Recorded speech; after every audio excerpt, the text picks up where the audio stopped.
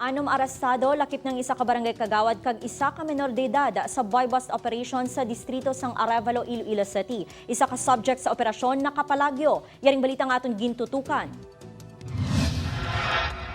Dakop sang Regional Police Drug Enforcement Unit sa Richard Dipol, Rosita Macoco nga barangay kagawad sang Santo Niño Norte, Arevalo, Rene Rose Macoco, Michelle Suliman, Teddy Boy Pitogo kagang 16 anyos nga menor de edad sa buy-bust operation sa distrito sang Arevalo. Target sang operatiba sanday Dipol kag Rockwell Mandal nga ginakabig mga high-value target individual. Apang nakapalagyo si Mandal. Sunod sa RPDEU, mismo ang barangay kagawad ang nag-upod sa posher buyer sa compound agud makabakal sang illegal nga droga. Naabtan pa sang operatiba nga naga-pot session sanday Pitogo, Macoco kag ang menor de edad.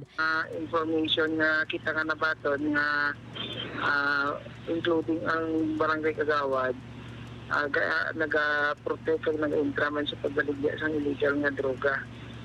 Inang iya nga mga hinaplos kag saya kapata amo man ang ginaobra kay ang area kung diin na patigayon ang bypass operation naton kahapon.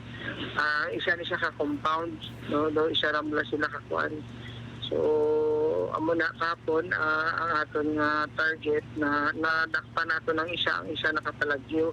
Na-recover sang kapulisan ang 26 tanan ka sachet sang suspected shabu nga nagabalot 374,000 pesos, lakip na ang buy-bust item, kag ang 12,000 pesos nga buy-bust money. Nagapangatubang naman sang kaso sa paglapas sa RA 9165 o Dangerous Drugs Act of 2002 ang mga sospetsado. Detained na ang mga ini sa Arevalo Police Station. Upod Caramel Porquia, Zen Kilantang, One Western Visayas.